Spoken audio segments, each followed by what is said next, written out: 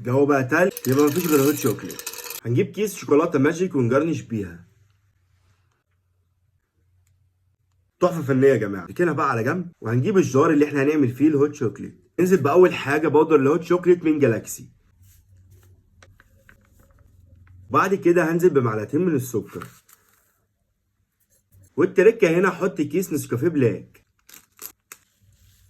وهنزل بقى باي نوع من الشوكولاته اللي انتوا بتحبوها. وبعد كده هنزل عليه باللبن ونقلب الخليط دوت، وبعد كده نرفعه على النار. بما ان النهارده ماتش الاهلي وريال مدريد اللي هيتوقع صح هطلع اسمه معايا الفيديو الجاي. وبعد ما رفعناه على النار نبدا ان احنا نصب. بعد كده ننزل بكيس المارشميلو